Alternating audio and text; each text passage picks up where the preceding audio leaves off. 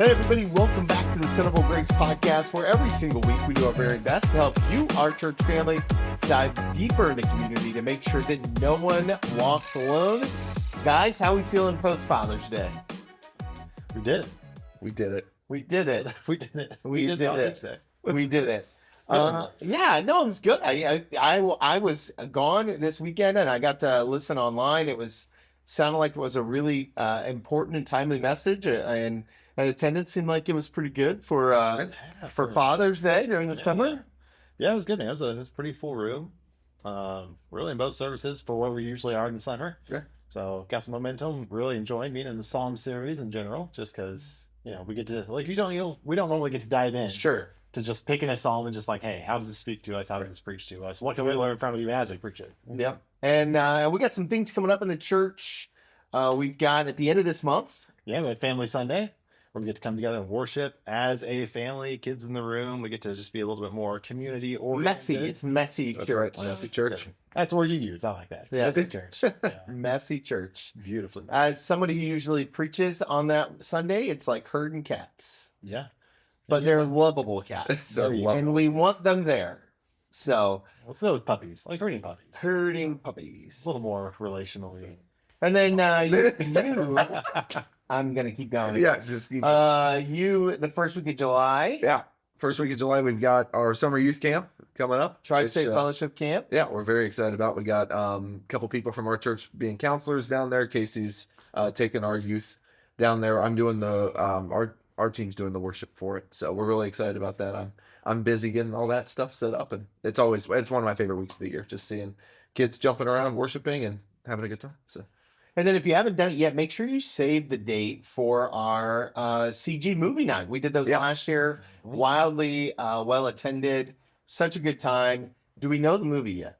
I don't know the movie. I don't either. It's going to be surprising. Do you know it? No, but I'm sure once we do know it, it'll be a surprise. That's what? Once we know it, it won't be a surprise. It'll be a surprise for everyone. July 13th. That's coming up July 13th. So save the date. Make sure you put it on your calendar. July 13th, CG movie night. Super excited for that. And if you want more information on anything that we're doing at Son of Grace, make sure you go to sonofgrace.org/next steps. That's the one-stop shop for everything you kind of dive into in the church family. Mm-hmm. So if you haven't seen it on Facebook or we haven't talked about it on the podcast, that's the place where you can go. That's it. And there's actually, you guys are doing something on Saturday. A couple of you guys are doing a hymn sing. Yeah. Tell us about that. Yeah, so we've been trying to get along to some of the Encore group events. Tell everybody what Encore is. So Encore is our 50+ ministry, our senior adults ministry that is like they are our party animal ministry, we'll say. So they get together and have more fun than probably about any other group in this church. So what we're doing this time on the 21st is we're going to do an ice cream social.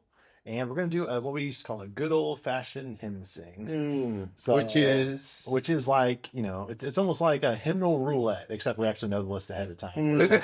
Pick a page number. We're going to go through all the old favorites that we might not use so much in our corporate gatherings, but still hold a really beautiful, nostalgic place in our hearts. And it's just a great environment to do that. And so it's a little more laid back. It's a little more family-oriented.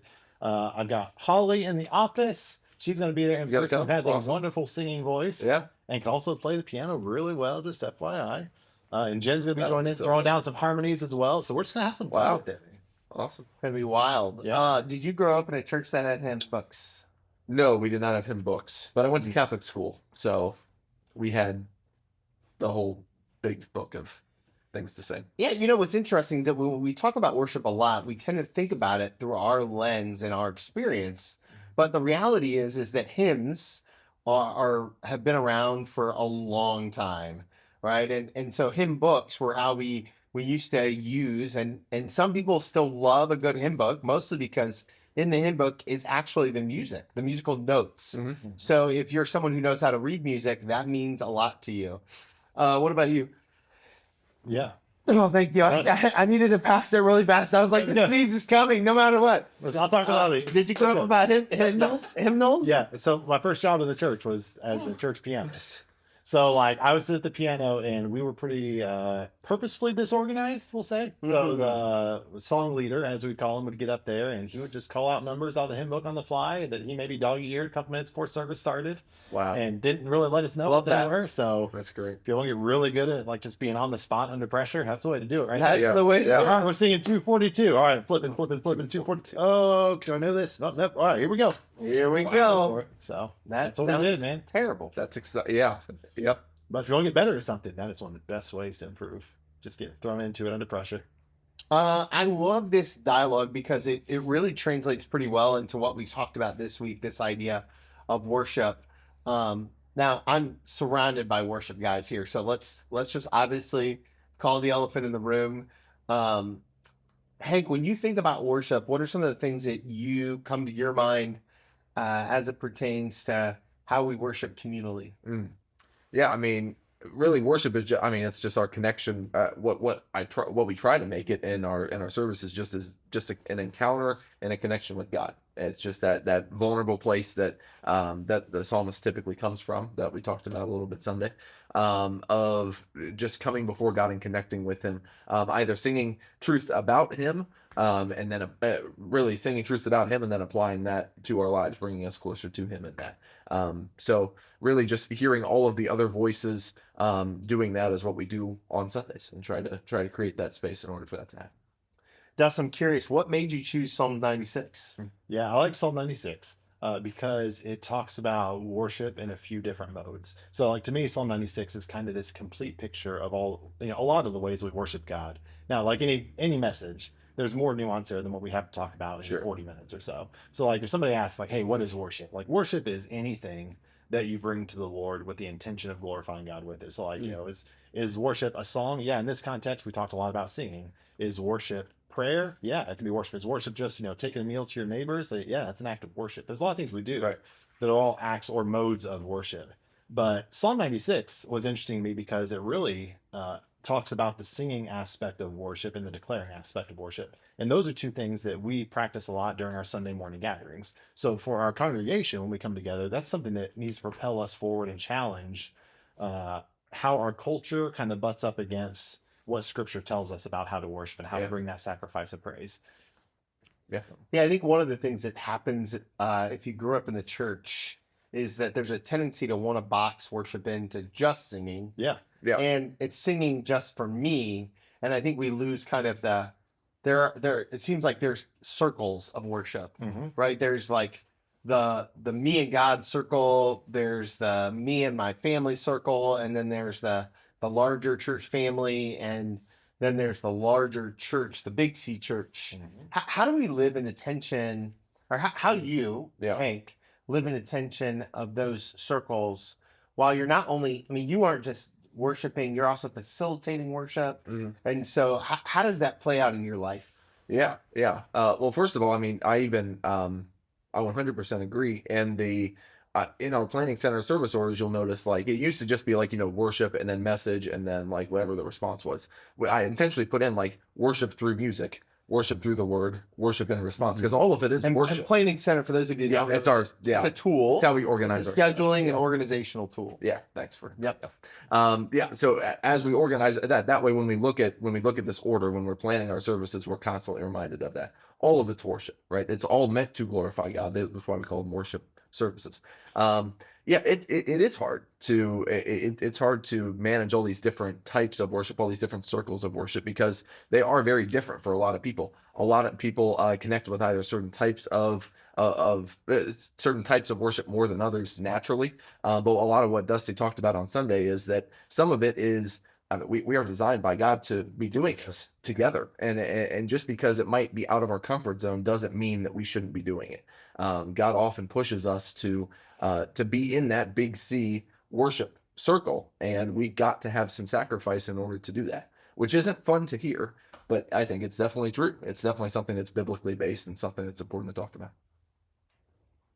Same question to you. How do you manage the different circles of worship while also understanding your role as a pastor shepherd and that sort of thing? Yeah, I think they do live in different places. Like, how I worship when I'm at home looks a lot different than what my sacrifice praise that I bring is, and like what I'm doing with the time that I have versus what it does when we have a responsibility. You know, as vocational pastors, when we corporately gather, we put together a worship service, which, you know, we got 1 hour ish, hour 15 to kind of put everything together. Like, how are the ways we can approach God, walk away with something, make sure that we're celebrating the community that God's given us, and propel us into some kind of challenge to walk away with. So like on Sunday mornings, it looks very different. That takes a lot more voices kind of speaking into how we're going to build a service, what the series is going to be, you know, Summers and Psalms. But at home, it's like that's where there are a lot more modes of worship available to us. So like, how am I worshiping God at home? It might just be waking up a little bit early and just digging into scripture and just, you know, communing with God through prayer and through just practicing a little bit of silence. It might mean a little more contemplation during my week. It might mean saying no to something over here so I can say yes to something over here. So I'm building margin in my life and making sure that God has room to work in the ways that he wants to in my life. So like, you know, the singing piece, you know, in terms of art purposes, like that's something we are really geared to do individually, but also communally. There's a beautiful piece like singing, and that's where Psalm 96 kind of kicks in, where it's like, you know, sing to the Lord his praises, do all these things. And like, I don't know if you know, man, through scripture, we have like, it's like 400, a little over 400 different commands to sing specifically. Yeah. And that's a unique one, right? Because we think cool. about like, hey, this is something we do because we're culturally built to do it. And the reality is like, no, this is actually something that God has written and commanded 400 different times in the Bible. And if anything's in the scripture 400 times, there's an importance to it. Yeah. Right? Yeah. At that point, it goes beyond suggestion and into command in some prescriptive way. Yeah. So the challenge for us is like, what do we do with that? How much of that is like, here's what we should do versus, hey, here's kind of describing one of the ways we can come to God. And it's just a hard tension to wrestle with sometimes. Yeah, I think one of the things that's true for me is that when I'm worshiping with here at the church with our church family, I'm also worshiping as an example because I feel like Jesus did that. Yeah. Right. And so then, you know, in one of the roles that I get to play here as pastor or shepherd, I want to worship. I'm not naturally as expressive as I was. Like, so a couple years ago, I started this practice, like a couple being 7 to 10 years ago. I started realizing that, hey, if I'm more expressive as the leader, then it gives people permission. And so I want to be a permission giving worshiper. Yeah. And so I want to set the tone and understand that, hey, like as the shepherd of this community, if you want to raise a hand or two, if you want to sing loud, even though you're terrible, like I am, right? Like Sing from your soul, baby. right, that's right. That's right. And so that kind of idea, one of the things I appreciate about this particular psalm, and I brought it up in your sermon, is that like, is this understanding like, man, this is brings us together with God. It kind of unites us, right? It's prescriptive and descriptive. Talk a little bit about that. Yeah, so like when we're reading through scripture, one of the ways that we apply hermeneutics, which is how do we interpret the words that are on a page. So like if I read a verse in scripture and you read a verse in scripture, we might walk away with two different ideas of what to pull from that, just based on our own history and understanding. So like hermeneutics is like, how do we interpret what we do? So when we're looking at anything in scripture, we have to say, is this describing something that happened at a certain point in history for a reason for these people? Or is this something that is prescriptive to all the future generations? And that's where we end up with a lot of theological debates in the church. Yeah, Just trying to figure out, is this prescriptive or is it descriptive? Mhm. Does this mean we should always do this? Or is this just what was happening in that context at that time? I think that singing in particular seems to be much more commanded than it is descriptive. Like it is descriptive of God's people have always sung. That's been in the musical DNA. But there's also so many commands, like capital C commands we have to approach God in a certain way, at least at certain times. Doesn't mean we always have to sing to God, but like there's something about singing that is one of the ways that we are designed to come to God. So I would much more argue, especially throughout the Psalms, that singing as a way to worship God is much more prescriptive than descriptive, even though it's both. Yeah. I mean, when you have something that's said 400 times, right, that can't just be one specific scenario, right? That isn't just saying, well, when I'm in the valley of the shadow of death, I have to sing there, or when I'm on the mountaintops, I have to sing there. Like, if it's 400 times throughout scripture, that's definitely important. That's definitely something that it is prescriptive, something that we need to be doing. Yeah, and at the very least, even if we don't argue it, even if we don't believe it's prescriptive, it's at least part of the cultural DNA of who Christians have always been. Like Christians have always been a singing people. Whether we're still a singing people, how much that's influenced by our culture, because now we're probably much less a singing people than we used to be. because we're just not wired that way as much anymore. You can get into all kinds of places with that. Yeah. Talking about how AI is going to play a role within Yeah. that, and we're going to become even less, musical over time. There's Sure. all kinds of stuff to go with that. But there is something intrinsic within us. There's some deep recess that music hits in our soul that when we're gifted that from God, because it's written in God's DNA, we also gift that back to him as a way to bring our sacrifice of praise to him. Something you said in your sermon that I thought about as you were saying it. I just started listening back to songs that I listened to back when I was like 7, like 6 and 7. I'm just like, downstairs when I'm like 10 and 11, I'm playing video games, and I'm just listening to, if any Third Day fans out there, I listened to a ton of Third Day when I was younger. And so Christian music? I didn't, not like that one song that you tried to show me that I didn't realize I didn't know. That was Avalon? Yeah, that was That was Christian music. Okay. Yeah, Wait, but you knew Avalon, but you don't know Third Day? what? I grew up in a very different Very world. than you different. guys. Yeah, I was just assuming the opposite. Okay, go. Yeah, If you like Third Day, there you go. There's a shout out for you. I love Third Day. I really like Third Day. I right now really like Brandon Lake. So I kind of put them together in like one big playlist.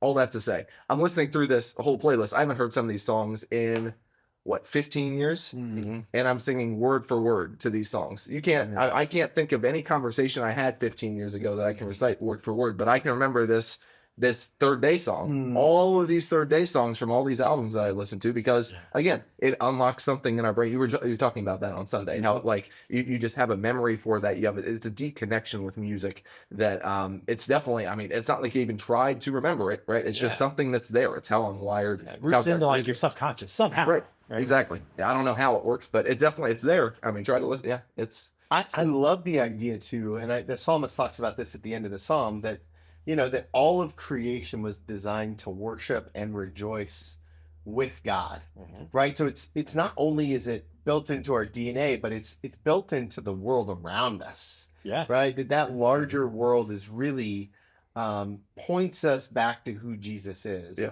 The trees should remind us of the cross. The leaves should remind us of the grief and change of season and pruning, right? Like all of creation points back to him. And I'm reminded of that in the Gospels when it said, when the Pharisees tell Jesus, tell your people to be quiet, and they're like, if they were quiet, the rocks would cry out. Yeah. Right. And or you can go back to Genesis when the land cried out when blood was spilled for the first time. Yeah. There's so many parts of Scripture, the arc of Scripture, that say we're designed to call out to God. Yeah. Yeah, and I think there's a nuance there I didn't have as much time to go into on Sunday. It's a little bit hard to describe of like, what are the ways that we have to cry out to God? I don't know, man. If all of nature cries out to God and all of nature is expressive to God, there is some part within us that's like we don't have to express our worship of God in any particular mode, but it should reach the deepest parts of who we are, and that should affect us on some level. Yeah. Okay, so it's like, I think when we talk about worship, sometimes it's like, hey, what does it mean to be expressive in worship? Is that just lifting a hand? Is that just doing something, or am I just mimicking something I've already seen? And this is a conversation we get into a lot. I think there's a part of worship that it doesn't matter how it affects you as long as you're letting it actually affect and transform. Yeah. So like for some of us, It's a relationship. it is. And for some of us, that might mean like, hey, maybe I go really deeply internal when we're worshiping. Maybe I'm singing along with the words. So I do believe we're commanded to sing. I don't think that you cannot convince me there's any way to get around that. Whether we sing great or poorly or anything, we are commanded to sing in some way, shape, or form. That is throughout Scripture everywhere. But in what I do with that, like, do I look expressive while I do that? Do I go more contemplative when I do that? Do I look really boisterous when I do that? I think that's where it's going to be different for everybody. And the main thing is like, are you letting it affect you to where it transforms your mannerisms in some way, shape, or form? Because like, somebody could be over there not lifting a hand at all, but they could be really deeply internalizing something about worship. I see that all the time. Yeah. And there's somebody else over here who's, hands up in the air and say they're a really expressive worshiper. So like, it's that difference between emotionalism. We're not pursuing emotionalism, but we're pursuing a depth of being touched by the things of God deeply within us in a way that's transformative. Yeah, that's good. Yeah. And that's going to look different for everybody. Yeah, and it's surrendering. It's letting God come in. It's letting Him come in and actually connect with us and allowing it to shape us. It's having that humility. That's what we're going for whenever we have these conversations. It's having that humility to let him in and to let him impact us rather than just showing up and checking it off the box on a Sunday morning or whenever. And that means the only thing that's a no-go, if that's true, is being lethargic in our worship. That's right. That's the only thing that's a no-go. Yep. Because that's not a matter of how your mode of worship looks. That's just a matter of, do I even care that I'm here doing this thing? Am I bringing something to the Lord? That's exactly right. And that's the place we can always speak out against that. Like, we should not be lethargic in our worship, no matter what the expression looks like for you. You should be engaged with it. And there's a big difference between non-engaged and engaged, even though the expression of what that engagement looks like can be very different for very different people. That's the nuance. Yep. So let's say that you're talking to somebody who has struggled with the idea of worship their whole life, right? And they're like, okay, pastors, I gotcha. You want more of this. You don't want me to be lethargic. How do we fight lethargicism? I don't know if that's a word or not. Let's take it one. How do we fight lethargicism? Lethargy. Is that lethargy? I don't know. In the church on a random Monday in June. Say it again. How do we fight lethargicism? Yeah. How do we fight the tendency to be lethargic, to be prideful, to be lazy, whatever the word is, right? Disengaged. Disengaged. That's probably a better. How do we fight that on Monday in June? I would say great place to start is in the Psalms. Yeah. I think that's a great place to start because if you want to see the opposite of lethargicism, then you can look at what David did and what the psalmists did. I mean, this is authentic connection with God. This is authentic connection with their creator, with their friend, with their father, with their God. So reading through the Psalms and really just being open to to the modes of worship that are displayed in the Psalms. I think that we have a great ability to change as people if we're open to that change. So just being letting go of our preconceptions, right? Letting go of those, letting go of the hesitation, maybe, and going to Scripture as the source of that, because Scripture is not going to steer you wrong. So I think in a lot of those apprehensions might be things that either the church has done or just anything that might steer you away from wanting to worship in the way that we're talking about. But letting go of those things and then going to Scripture to build an accurate, full and complete understanding of what worship is. I think that's the first place to do. Yeah, I think I would say this. I would say that if you feel disconnected from the worship experience, I would start with your quiet time on a random Monday. Yeah. And then I would challenge you to take your quiet time and then butt that up against the lyrics of the songs that we're singing. Yeah. Or whatever we're doing on Sunday morning. It's a good idea. Compare the two, because I will tell you that I know that our church family is super intentional about choosing words that move us closer to Jesus. And so if you read the text, the sacred text, and then you read the songs that we sing, I think it will engage your heart in a different way. Yeah. I mean, ultimately, it's really about spiritual formation. Spiritual formation primarily happens Monday through Saturday. All right. The expression of that spiritual formation happens on Sundays when we gather corporately. Like, that's almost, we'll say that's the overflow of kind of where we've been all week. And I think, if we have a hard time connecting with maybe God in the way that he does prescribe for us to connect, a good place to start is like, hey, what does my life Monday through Saturday look like? When we talk about spiritual formation and what are the practices we're putting into our lives to make sure that we know who God is actively throughout the week and constantly present in our lives, that changes how we approach God on Sunday. And the big thing is it changes our expectation of how God's going to move. And like, expectation is just a huge part of like coming into Sundays. Like, what are we expecting God to do? Right. Are we attending? Are we ritualistic about it because we know we want to attend on Sunday because that's just what we do? Maybe as a family, maybe that's just our rhythm, right? It's great to have spiritual rhythms, and corporate gatherings should be a part of that. But how am I preparing for that? And what's my expectation of how God is going to move on Sunday? Am I going for information about God, or am I going to just worship God freely and allow myself to be transformed continuously by him? Yeah. And those will take us down two very different paths. So good. Well, friends, that's it for today. That's a lot to process. Just remember, information plus application equals transformation. And the more that you can include the Spirit in that, the more you'll be transformed. No doubt about it. As always, we're forever thankful for you, our church family. If you need anything for us, we're embarrassingly easy to find. sonofgrace.org. You know our email addresses. And remember, no one walks alone.